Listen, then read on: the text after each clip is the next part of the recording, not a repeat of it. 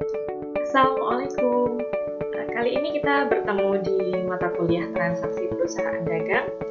Dan untuk pertemuan kali ini kita akan fokus pada transaksi pembelian. Bagaimana kita mencatat transaksi pembelian itu ke dalam jurnal umum. Kita awali dulu yang sudah kita pelajari sebelumnya. Jadi waktu kita belajar mengenai akun-akun yang ada di akuntansi, itu ada 5 besar di aset, liabilitas, ekuitas, pendapatan, dan beban atau biaya. Dan kemarin juga saya berikan tambahan untuk di perusahaan dagang itu ada tambahan mengenai persediaan barang dagang, penjualan, rentu penjualan, potongan penjualan, dan seterusnya. Ada tambahan ini yang sudah saya tambahin ya. Nah, untuk kita bisa nanti mencatat transaksi-transaksi ini ke dalam transaksi akuntansi ini ke dalam jurnal umum, nanti kita perlu tahu sebenarnya akun-akun ini tuh sebenarnya letaknya ada di debit atau di kredit. Jadi nanti kalau di akuntansi suatu transaksi itu nanti kita akan definisikan dia masuk ke dalam debit atau di kredit.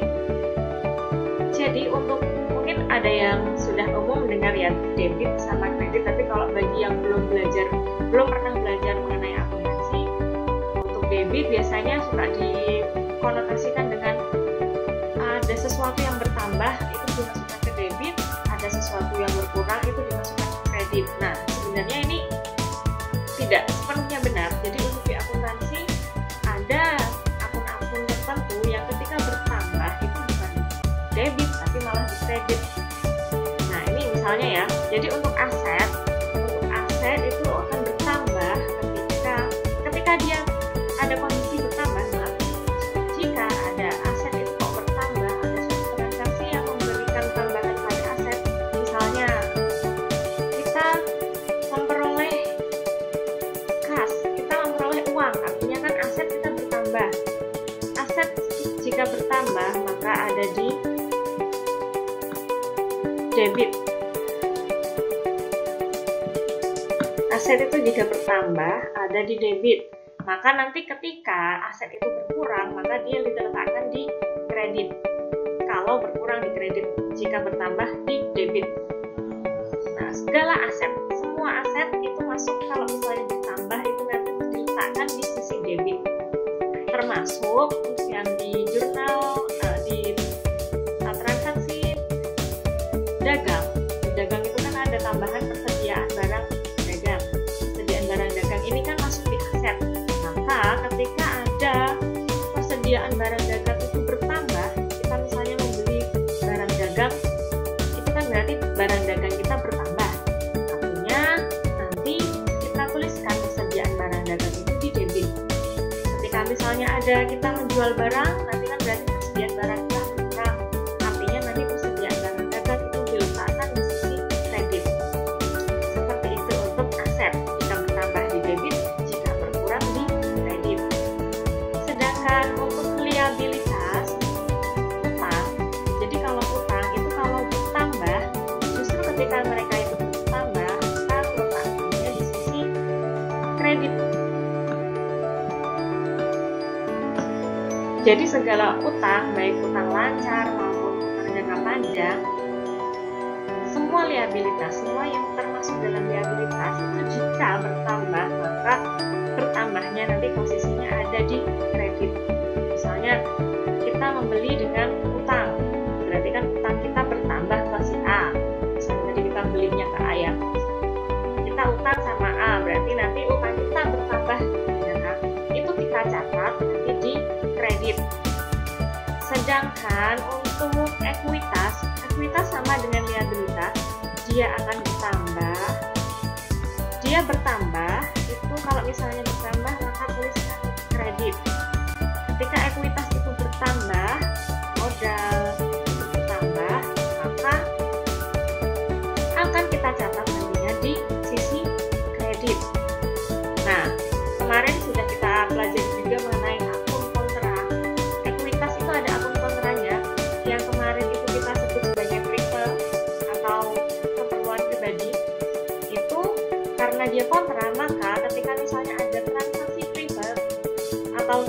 pribadi itu, maka itu akan dicatat di sisi debit karena dia kontra, berarti kebalikan. Kalau bertambah, kebalikannya dengan ekuitas. Ekuitas bertambah di kredit, berarti untuk private nanti kalau bertambah di sisi debit. Seperti itu nanti sambil jalan ya, kita pelajari ini sambil ada transaksi nanti akan lebih mudah. Nah, untuk pendapatan itu kalau bertambah juga di sisi kredit. Jadi misalnya kalau kemarin ada salon kita setelah potong rambut konsumen, maka dia apa yang kita dapatkan dari dia itu masuk di pendapatan juga. Nah, pendapatan itu ada di sisi kredit, nanti dicatatkan di kredit. Itu kalau yang biasa. Sedangkan untuk yang dagang itu ada beberapa tambahan, yaitu penjualan. Penjualan itu konteksnya hampir sama dengan pendapatan. Jadi ketika penjualan itu bertambah, dia akan ada di kredit, sama dengan pendapatan. Sama dengan pendapatan, kalau dia bertambah ada di kredit. Nah, untuk retur dan potongan penjualan, dia ini sifatnya juga berlawanan dengan penjualan. Maka ketika misalnya ada retur penjualan, itu jika bertambah justru ada di debit. Jadi tidak sama dengan penjualannya. Kalau penjualan itu bertambah di kredit, kalau retur sama potongan ataupun diskon penjualan itu kalau bertambah ada di sisi debit. Sedangkan beban atau biaya itu akunnya jika bertambah itu ada di sisi debit. Pun dengan tambahan di dagang itu pembelian, ada tambahan pembelian di sini.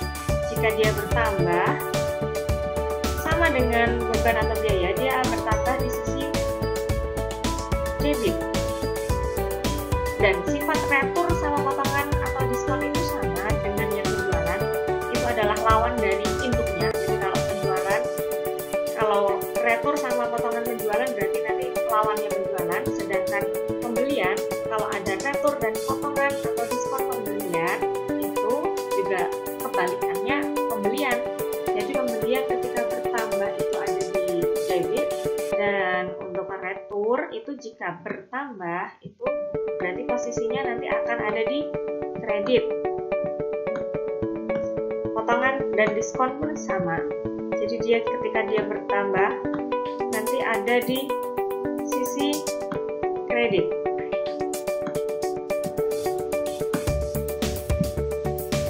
Nah, sedangkan beban angkut pembelian dan beban angkut penjualan sama sifatnya dengan beban atau biaya. Berarti kalau mereka bertambah ya di debit ya. Nantinya akan kita catat di bagian debit. Oke, jadi untuk langkah selanjutnya setelah kita tahu akun-akun ini punya dia bertambah di mana, berkurang di mana, nanti kita juga pelajari setelah itu untuk transaksi yang terjadi di perusahaan bagaimana sih nanti untuk mencatatnya, untuk prosesnya dia bagaimana agar benar-benar menjadi sesuai dengan siklus akuntansi. Jadi untuk di akuntansi nanti pasti akan ada kegiatan, kalau di baik perusahaan jasa maupun dagang pasti akan ada kegiatan transaksi dari pembeli, penjual, nanti ada kegiatan itu muter seperti yang kemarin itu kita pelajari mengenai siklus. Ini pun sebenarnya siklus, hanya saja nanti siklus ini saya kontekskan dengan kegiatan-kegiatan apa di siklus itu yang masuk dalam di akuntansi itu. Nah, yang pertama kegiatannya itu adalah pengidentifikasian dan pengukuran. Jadi yang pertama, ketika ada transaksi, biasanya kalau di perusahaan itu pasti ada bukti transaksi. Jadi muncul ada transaksi, misalnya saya membeli barang dagang ke supplier, berarti nanti bukti transaksinya masuk kan pasti ada bukti transaksi identifikasi, kita ukur. Nanti identifikasi bentuk transaksi dia itu masuknya di akun apa ya, masuk akun aset atau akun utang atau masuk akun liabilitas atau utang sama ya, masuk akun ekuitas atau masuk yang mana, kita identifikasi dan kita ukur nilainya berapa. Kalau misalnya pembeliannya 5 juta berarti kita ukur 5 juta. Nanti kalau misalnya ada utangnya 10% berarti kita hitung juga utangnya 10% itu berapa. Kita identifikasi dan ukur. Habis itu kita catat. Catatnya tidak sembarangan mencatat ya. Untuk di akuntansi nanti untuk pencatatan itu dimasukkan ke dalam tabel, namanya nanti jurnal umum. Ada juga jurnal khusus.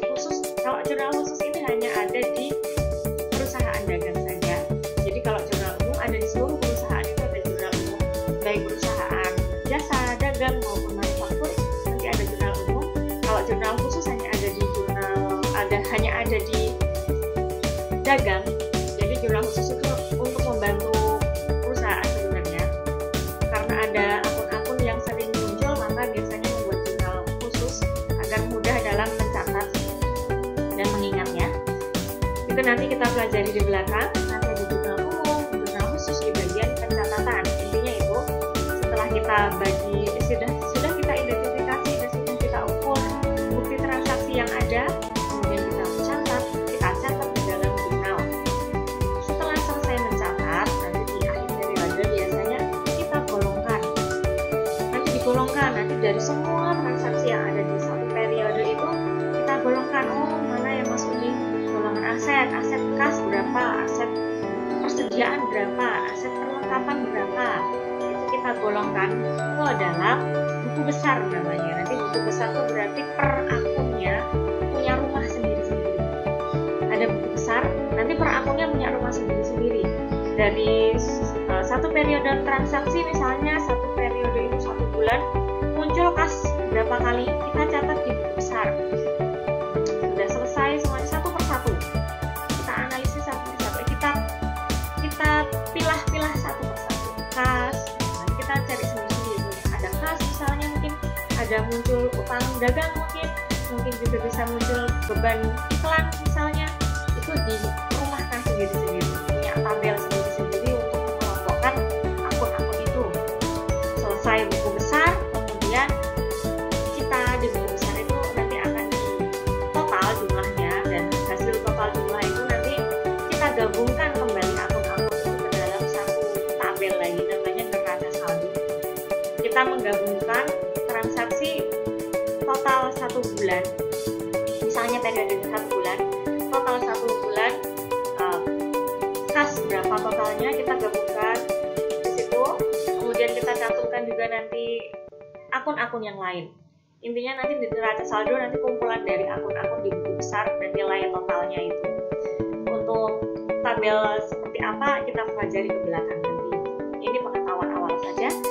Penggolongan sudah selesai digolongkan. Kemudian tahap selanjutnya diikhtisarkan. Oh iya, ini tahap dari pencatatan, penggolongan, pengikhtisaran, dan tahap selanjutnya ini adalah tahap pemrosesan data dan pelaporan informasi ya. Kalau tadi transaksi baru tahap identifikasi dan mengukur. Kemudian tahap proses data dan pelaporan ini nanti ada pencatatan, ada penggolongan, ada pengikhtisaran ini. Pengikhtisaran itu ada jurnal penyesuaian dan ada jurnal koreksi serta kertas kerja. Jadi setelah ada neraca saldo, kita cross check lagi apakah di selama 1 bulan ini apakah ada transaksi-transaksi yang belum sesuai. Nanti kalau belum sesuai kita masukkan ke jurnal penyesuaian dan jurnal koreksi. Kemudian nanti untuk membantu membuat laporan keuangan, kita membuat yang namanya worksheet atau kertas kerja. Nanti kita pelajari di belakang bagaimana kita membuat kertas kerja. Nah, setelah diikhtisarkan, baru dibuat laporan. Sekedar pengetahuan bahwa di laporan ini ada 5 jenis laporan. Laporan keuangan itu ada 5 jenis. Yang pertama adalah laporan laba rugi. Jadi untuk mengetahui laba atau rugi dari perusahaan itu kita buat laporannya. Jadi yang kemarin minggu lalu kita belajar penghitung laba ya. Itu sebenarnya itu adalah isinya itu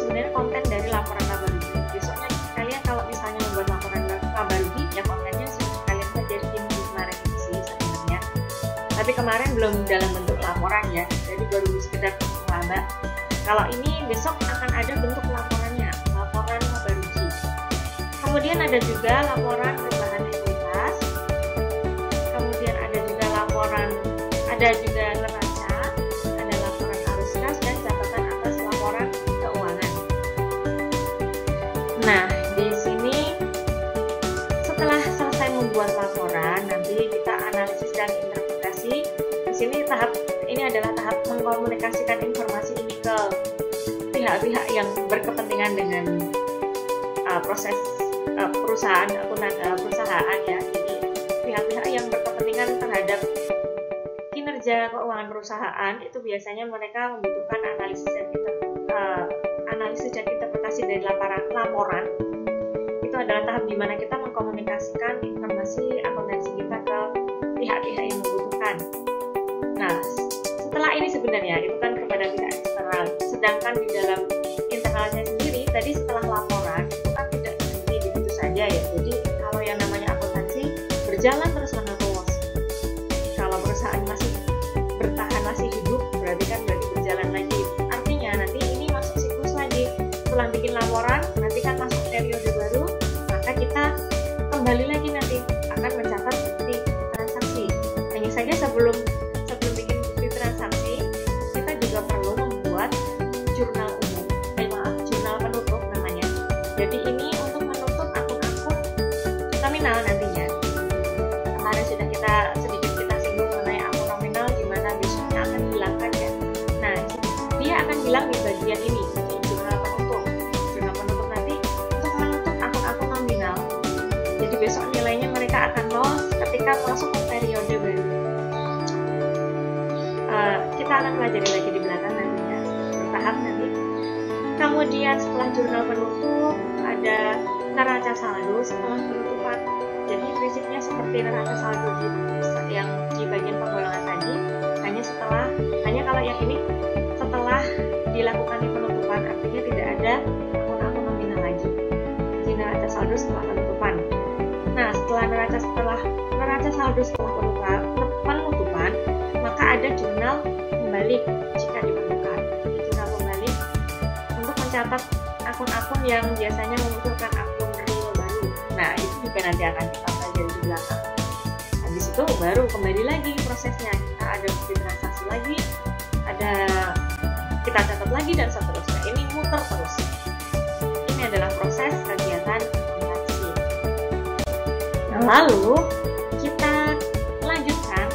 Jadi untuk di perusahaan jagat tadi kan ya sama ya prosesnya, dari bukti transaksi kemudian ke jurnal umum kan tadi. Untuk tahap paling awal itu misalnya terjadi transaksi, maka akan muncul bukti transaksi. Untuk bukti transaksi nanti akan kalian pelajari lebih dalam sebenarnya, tahu bentuknya seperti apa nanti di praktik. Jadi di praktik nanti kalian tahu bentuk bukti transaksi macam-macam ya, ada yang faktur, ada nota dan seterusnya. Ada bentuk bukti-bukti transaksi. Nah, setelah bukti transaksi itu ada, kita identifikasi dan dicatat ke dalam jurnal umum. Nah, begini cara mencatat jurnal umum khusus untuk transaksi pembelian. Jadi untuk yang kita pelajari kali ini adalah transaksi pembelian. Pembelian itu bisa terjadi secara tunai, bisa juga pembelian secara kredit. Artinya tidak langsung dibayar oleh kita. Kita sebagai pembelian itu artinya kita membeli ya. Pembelian itu kita membeli. Jadi bisa jadi kita membeli itu secara tunai, kita langsung bayar cash. Ada, tapi juga bisa kita membeli itu tanpa belum cash. Jadi kita masih menunda bulan depan atau 2 minggu setelahnya dan seterusnya. Kita belum bayar langsung, itu adalah pembelian kredit. Nah, kemarin sudah kita singgung mengenai metode periodik dan perpetual. Di sini ini sangat berpengaruh nantinya, metode yang digunakan oleh perusahaan itu akan sangat berpengaruh terhadap cara mencatat jurnal umum ini. Dan seterusnya sebenarnya nanti berpengaruh sampai ke membuat KPP, menghitung KPP dan seterusnya kalau di perusahaan dagang. Tapi ini akan sangat berpengaruh terutama di bagian jurnal umum. Jadi akan beda cara mencatatnya. Kalau metode periodik di sini metode ini tidak mencatat persediaan itu sebagai, jadi dia tidak langsung mencatat persediaan yang keluar ataupun masuk sebagai persediaan masuk dan keluar. Jadi mereka di metode periodik ini kita mengakui transaksi membeli itu sebagai pembelian, sedangkan transaksi penjualan kita akui sebagai penjualan. Jadi untuk misalnya di sini untuk pembelian barang dagang baik tunai maupun kredit, maka untuk yang metode periodik itu pembelian. Kalau kita membeli berarti pembelian kita bertambah. Maka pembelian itu kita catat ke dalam. Kalau kita kembali ingat tadi ya, pembelian itu jika bertambah ada di debit, maka kita catatnya di debit. Sedangkan yang satu transaksi, masih ingat kalimat saya dulu, satu transaksi akuntansi, satu transaksi itu pasti minimal mempengaruhi 2 akun. Jadi kalau misalnya kita membeli barang dagang secara kredit maupun tunai, yang pertama pasti ada akun pembelian tadi ya, pembelian bertambah di debit, dan satu lagi pasti tidak cuma satu pembelian aja, pasti ada satu lagi, tidak hanya satu akun yang terpengaruh tapi ada 2 akun minimal. Nah kalau kita membeli secara tunai artinya uang kita langsung berkurang, kalau uang berkurang artinya kan kas kita berkurang. Kalau di akuntansi uang cash itu ada di kas, uang itu berkurang, kasnya berkurang, kas itu ditaruh di sisi kredit ya kalau berkurang, karena kas itu aset kan ya, tadi diingat-ingat kembali tadi, kas aset itu kan kalau berkurang ada di kredit, bertambah ada di debit. Ini dua-duanya. Kalau yang pembelian itu kalau bertambah di debit, dan kas itu kalau berkurang itu di kredit. Nah kalian bisa lihat bagaimana mencatat ini. Ini adalah pencatatan di jurnal umum. Jadi untuk pembelian kan tadi akunnya debit ya. Nah di jurnal umum untuk akun yang debit bertambah itu kita tulisnya nempel di pinggir sini, nempel dengan garis tabelnya. Di bagian sini dia lebih menjorok nempel ke tabelnya ya, sedangkan untuk yang kredit kita membuatnya sedikit menjorok masuk. Jadi tidak sejajar. Ini fungsinya untuk membedakan yang mana yang akun debit, yang mana yang akun kredit.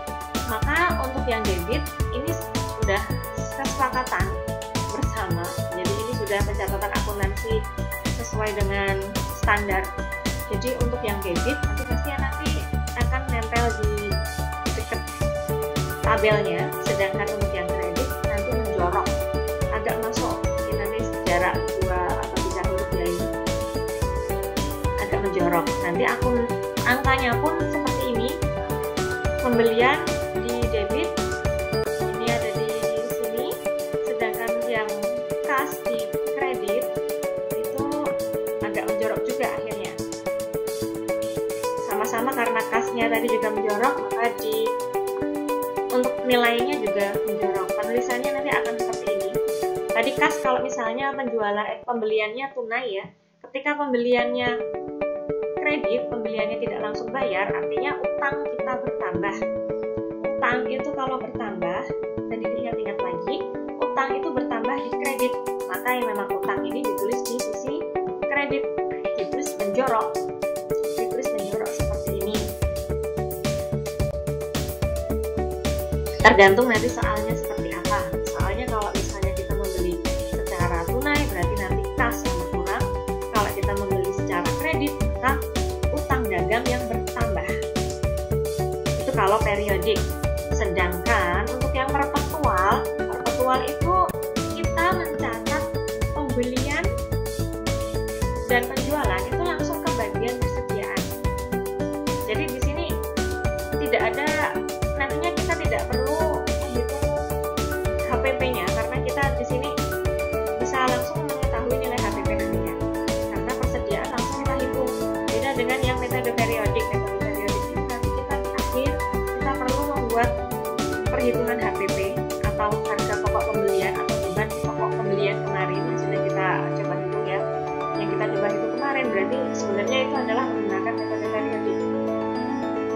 ada akun pembelian, karena ada akun penjualan, dan seterusnya. Akun-akun itu hanya muncul ketika perusahaan menggunakan metode periodik.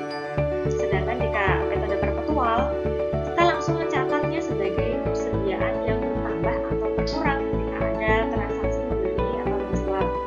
Nah, kalau misalnya di sini konteksnya di pembelian barang dagang, berarti kita membeli barang dagang. Kalau membeli barang dagang, berarti kan persediaan kita bertambah. Persediaan itu aset. Maka persediaan itu dituliskan di sisi debit. Jorok di sini ya. Sedangkan kalau kita membeli secara tunai atau kredit kayak tadi keterangannya ya, jika membeli secara tunai berarti kas kita berkurang, ada di kredit menjorok. Kas berkurang kalau misalnya tunai, sedangkan kalau misalnya membelinya secara kredit artinya nanti utang kita yang bertambah. Bedanya di sini berarti ya, sisi sini pembelian dan persediaan barang dagang untuk akunnya. Akun debitnya untuk yang metode periodik pembelian, sedangkan metode perpetual persediaan barang dagang. Itu untuk pembelian barang dagang tunai atau kredit.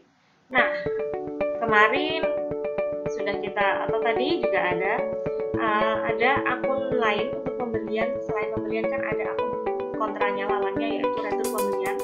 Ketika terjadi retur pembelian, retur itu artinya proses pengembalian ya. Misalnya ada barang yang kita beli itu cacat, kita kembalikan ke supplier, maka transaksi ini nanti akan mempengaruhi yang pertama. Kalau misalnya transaksinya itu adalah tunai, maka kas kita kembali, karena mengembalikan kan artinya barang yang saya ini beli cacat, dan kalau misalnya dikembalikan kan berarti uang yang kita bayarkan itu dikembalikan oleh si supplier kan ya, akhirnya kalau kita balikin uangnya ya akhirnya dikembalikan ke kita senilai barang yang kita kembalikan itu kas. Tapi kalau misalnya terjadinya itu pembeliannya secara kredit, artinya sebelumnya adalah utang, berarti utang kita juga yang misalnya 10, jika kita kembalikan 1, berarti utang kita berkurang 1.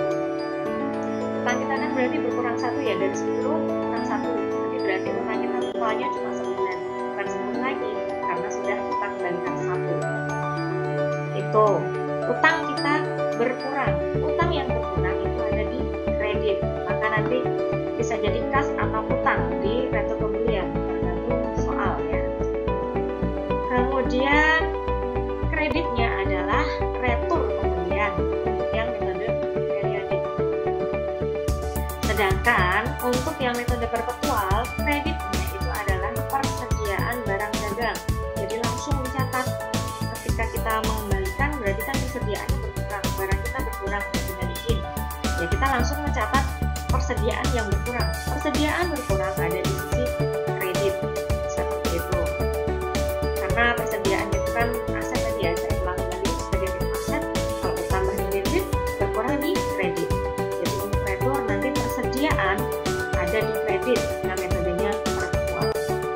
Oke, setelah retur ada juga akun diskon atau potongan pembelian. Kalau misalnya biasanya suka ada tawaran kalau membeli 10 dapat potongan 1 misalnya, atau misalnya kalau kamu bisa mengembalikan sebelum hari ini, sebelum 10 hari, maka kamu dapat potongan sekian. Nah itu kita bisa catat di metode periodik sebagai kas yang bertambah karena potongan kan, jadi kita tidak membayar full, misalnya harusnya bayar 10.000, karena dapat potongan maka kita bayarnya hanya 2, misalnya jadi dipotong 2.000, jadi kita bayar hanya 8.000, artinya 2.000 itu masuk lagi kembali ke kita. Kas kita bertambah, kemudian potongan atau diskon itu kita tuliskan di sisi kredit. Nah, sedangkan untuk metode perpetual itu sama, kasnya juga bertambah, tapi kita tidak mencatatnya sebagai potongan atau diskon pembelian, hanya kita catatnya sebagai persediaan. Jadi apa-apa yang berkaitan dengan barang dagang di metode perpetual itu kita catat sebagai persediaan barang dagang. barang dagang, khususnya yang di pembelian ini, semua yang berkaitan dengan barang dagang, maka nanti dicatatnya di persediaan barang dagang. Kayak tadi yang pertama, kita membeli barang dagang, artinya persediaan kita bertambah di debit. Ketika ada kita mengembalikan barang dagang, itu berarti persediaannya berkurang di kredit. Kalau di diskon pembelian ini, persediaan kita juga berkurang karena ini potongan. Kita akui sebagai persediaan barang dagang yang berkurang, berarti di sisi kredit. Nah, untuk selanjutnya ada juga transaksi mengenai beban angkut pembelian, tambahan yang tidak ada di jasa ya. Beban angkut pembelian itu ketika misalnya ada biaya untuk membawa barang dari supplier kita.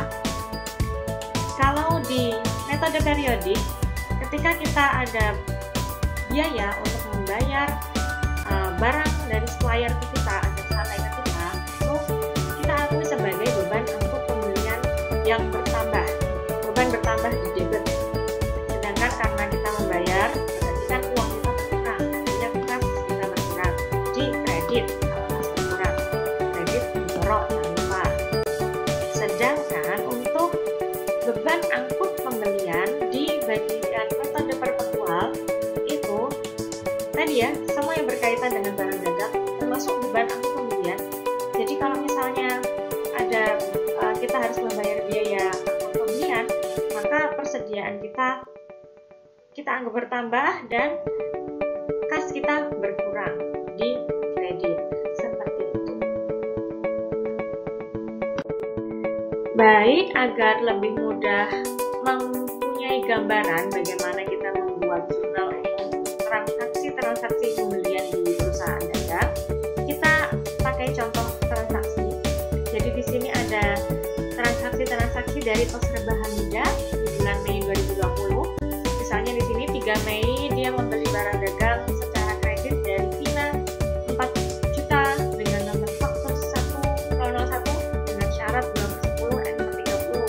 Tanggal 3 Mei juga melakukan transaksi beli barang dagang secara tunai dari Sakti besar 5 juta nomor nota 010.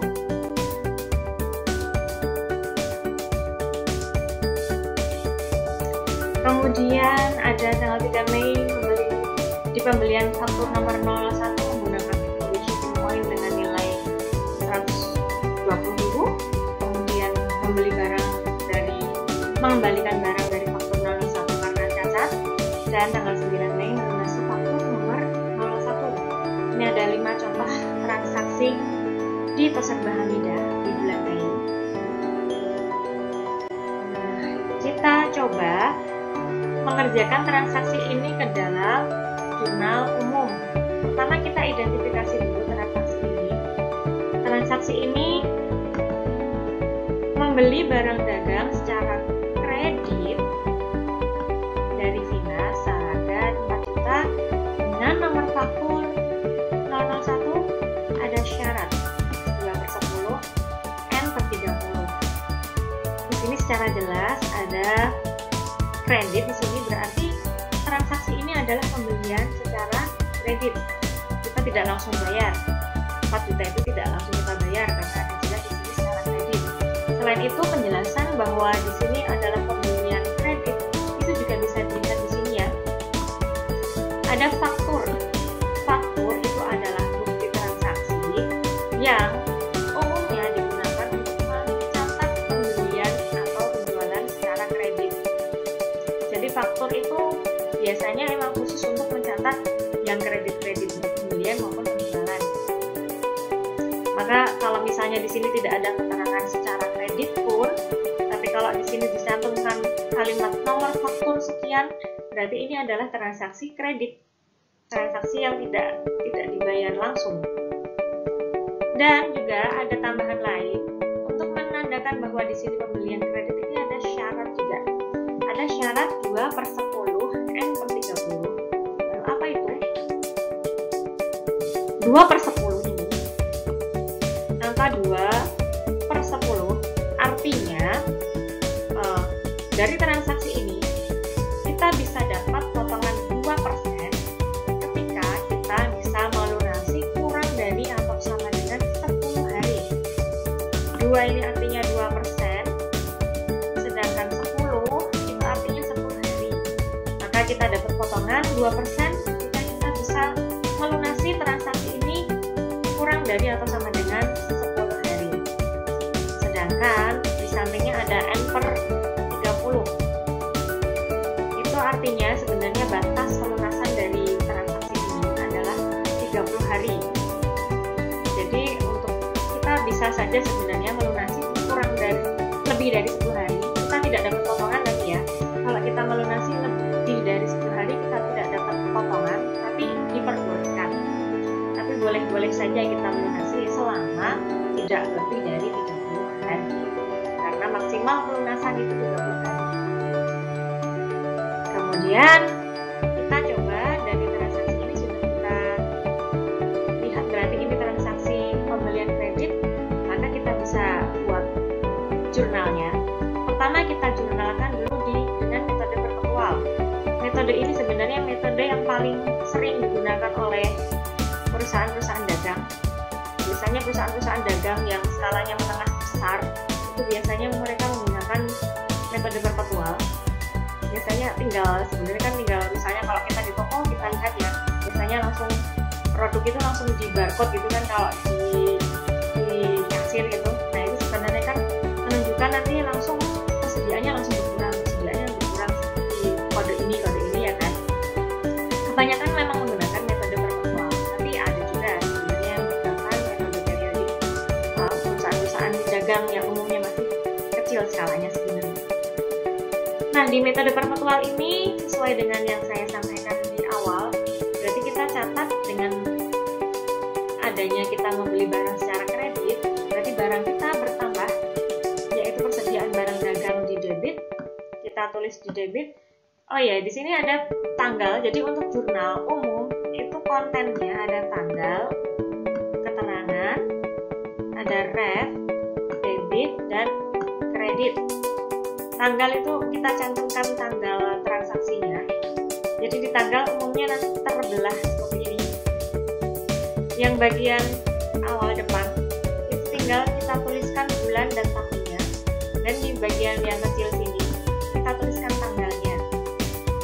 Kalau misalnya transaksi 1 bulan itu lebih dari 1, kita tidak perlu mencatat Mei 2020 lagi. Jadi Mei 2020 itu hanya dicatat 1 kali saja. Kali saja. Kemudian tanggalnya tinggal kita sesuaikan. Tanggal 3 itu transaksinya apa, tanggal berapa itu transaksinya apa, dan seterusnya. Tinggal kita tulis tanggalnya saja. Jadi untuk Mei 2020 tidak perlu kita catat ulang, hanya 1 kali. Nah, kemudian untuk keterangan berarti itu nanti untuk mencatat jurnalnya. Akun-akunnya apa saja yang terpenuhi. Ref itu nanti referensi ini sebenarnya akan kita isi ketika kita sudah sampai di mencatat buku besar. Jadi ini masih kosong ya. Sedangkan debit itu nanti berarti angka-angka yang pertama di debit kita tuliskan di debit, sedangkan yang di kredit nanti kita tuliskan di kolom kredit. Nah biasanya, dan sudah menjadi hal yang umum, standarnya juga, pencatatan itu pasti umumnya kita catat yang debit. Baru setelah itu kita catat kreditnya. Nah, makanya untuk transaksi membeli barang dagang secara kredit ini, karena barang dagang yang bertambah itu ada di sisi debit, maka persediaan barang dagang itu bertambah, kita tuliskan dulu di debit. Angkanya kita masukkan 4 juta. Sedangkan kalau kita beli secara kredit artinya utang kita bertambah. Utang kita bertambah, bukan kasihnya yang kurang karena kita belum bayar. Jadi utang kita bertambah. Utang bertambah di sisi kredit, artinya nanti kita tulis mendorong masuk. Utang dagang. Kita tuliskan angkanya di kolom kredit. Itu untuk metode perpetual. Sedangkan untuk metode periodik, untuk kolom debitnya bukan persediaan tapi pembelian ya, bedanya hanya di sini. Untuk angkanya sama, pencatatannya. Utang pun nanti pencatatannya sama persis dengan yang metode perpetual. Hanya beda yang di bagian yang berkaitan dengan barang dagang itu ya. Kalau ini pembelian, kalau Oke, itu untuk pembelian kredit. Sedangkan untuk pembelian untuk transaksi tanggal 3 selanjutnya itu ada transaksi membeli barang dagang secara tunai dari Santi dengan nomor nota sekian. Di sini sudah tampak jelas kalau kita membayar langsung membayar barang dagang yang kita beli dari Santi ya. Kemudian di sini juga menunjukkan transaksi tunai. Nota itu adalah bukti transaksi tunai. Jadi ada dua yang bisa menunjukkan kalau ini memang transaksi tunai, yaitu penjelasan mengenai tunai itu sendiri dan bukti transaksinya adalah nota. Nah, kalau metode perpetual kita catat seperti ini, ambilnya sama. Kalau misalnya pencatatannya sebenarnya kalau transaksi satu periode itu sebenarnya satu tabel sebenarnya ya. Jadi tabel ini seharusnya ada di bawahnya yang tadi transaksi 3 yang sebelumnya kita kerjakan. Jadi tinggal kita masukkan yang sininya, tanggalnya doang, kemudian jurnalnya dan debit kreditnya. Jadi hanya ada satu tabel sebenarnya, tapi karena ini saya akan menjelaskan per jenisnya, maka ini saya pisah-pisah ya. Tapi kalau misalnya besok mengerjakan per periode, berarti misalnya dari ada tanggal 3, tanggal 5, tanggal 7 dan seterusnya, itu jadikan satu tabel ya. Seperti itu. Ini berarti harusnya sebenarnya satu tabel dengan yang sebelumnya. Nah, ini kalau membeli barang dagang secara tunai, bedanya dengan yang tadi transaksi sebelumnya hanya di sisi kreditnya. Tadi kalau beli barang dagang berarti barang dagangnya ditambah di debit, kemudian kas berkurang di kredit karena ini kita membeli secara tunai. Pun di metode periodik itu juga untuk debitnya sama, pembelian sama dengan yang tunai kredit yang sebelumnya tadi, maksudnya pembelian bertambah di debit dan kas berkurang di kredit karena ini tunai. Kemudian transaksi selanjutnya di tanggal 3 itu ada penjelasan bahwa pembelian faktur 001 menggunakan FOB shipping point. FOB shipping point dengan nilai 120.000 yang dibayar tunai. Ini artinya ada transaksi beban angkut pembelian di sini. Ada dua FOB, yaitu ada destination dan shipping. Kalau yang di sini shipping ya, sebenarnya ada juga FOB destination point. Kalau FOB destination point itu artinya beban itu ditanggung sampai ke pembeli. Jadi destination itu kan artinya tujuan. Berarti nanti barang itu udah sampai ke pembeli, sampai ke tujuan pembeli. Artinya, jika misalnya ada keterangan FOB destination point, itu beban angkut pembelian ditanggung oleh penjual. Jadi kalau misalnya saya beli ke supplier A, di situ ada keterangan FOB destination point 100.000, maka saya sebagai pembeli itu tidak membayar biaya angkut itu yang 100.000 karena itu yang menanggung adalah si supplier A. Itu FOB destination point. Jadi saya tidak membayar. Kalau saya tidak membayar berarti saya tidak perlu membuat pencatatan akuntansinya. Jadi kalau di sini FOB destination point, maka tidak perlu membuat jurnalnya. Karena memang itu yang mencatat jurnalnya biarlah supplier A bukan kita, karena kita tidak terpengaruh apapun dengan transaksi ini. Tapi beda ketika di sini FOB shipping point. Karena shipping point ini artinya barang cuma sampai ke gudang dijual, sampai kapalnya dijual lah. Kalau shipping kan kapal ya, sampai gudangnya doang. Artinya untuk sampai ke gudangnya kita kan perlu usaha berarti kita perlu membayar biaya angkut. Karena kita yang membayar, maka transaksi ini perlu kita catat. Nah, di metode perpetual, untuk transaksi beban angkut pembelian, nanti persediaan barang dagang kita bertambah di debit dan kas kita berkurang di kredit karena kita bayar. Sedangkan dengan metode periodik kita akuinya sebagai beban angkut pembelian. Beban angkut pembelian kita bertambah di debit, kalau beban bertambah di debit, sedangkan kas kita berkurang membayar sebesar 120.000. Transaksi selanjutnya yaitu transaksi tanggal 4 Mei. Di sini kita mengembalikan barang dari faktur 001 seharga 500.000 karena cacat. Faktur 001 itu adalah faktur yang tanggal 3 dengan Vina tadi ya. Artinya ini ada transaksinya berupa transaksi kredit. Kita mengembalikan barang yang kita beli tadi harganya 4 juta, kita kembalikan 500.000 karena cacat. Maka di metode perpetual kita mencatatnya karena kita mengembalikan, maka utang kita berkurang. Utang juga ada di debit. Karena kita, oh maaf ini tanggalnya harusnya 4. Tanggalnya di sini 4 ya, disesuaikan dengan tanggal transaksi. Tanggal 4 itu utang kita berkurang di debit. Kita tulis di debit di sini tanggalnya. Sedangkan ini juga mempengaruhi persediaan barang dagang kita. Persediaan barang dagang kita berkurang, kita kembalikan. Artinya persediaan berkurang di kredit ya, karena di aset berkurang ada di kredit sebesar 500.000. Dan untuk metode periodik hanya beda di bagian kreditnya. Jadi kalau kredit di metode periodik kita tulisnya sebagai retur pembelian, sama nilainya, dan transaksi debitnya juga sama.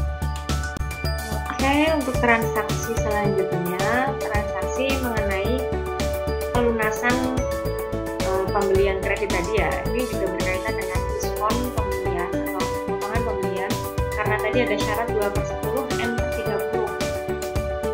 Nah, untuk menghitung diskon pembelian ini, yang pertama itu tadi ada transaksi mengenai retur kan, kita hitung dulu nilai pembelian yang terambil. Jadi tadi ada retur sebesar 500.000, padahal tadi pembeliannya 4 juta. Jadi 4 juta kurangi 500.000 artinya pembelian kita adalah 500.000. Pembeliannya 500.000, maaf, pembeliannya 3.500.000 pembelian terambil kita. Nah, karena tadi kita bisa melunasi kurang dari 10 hari, kita lihat tadi tanggal pertama kita membeli adalah tanggal 3, kemudian kita lunasi tanggal 9, artinya baru 7 hari. Kita baru 7 hari melakukan transaksi ini dan kita sudah bayar, maka sesuai dengan perjanjian kita akan mendapatkan potongan 2%, yaitu 2/100, itu dikalikan dengan nilai pembelian yang terambil 3.500.000. Nilainya adalah 70.000. Lalu kita buat transaksinya di jurnal umum. Yang pertama, jika kita menggunakan metode perpetual, maka tanggalnya di sini 9 ya. Tanggal 9 ini utang dagang, berarti utang dagang kita berkurang karena kita melunasi.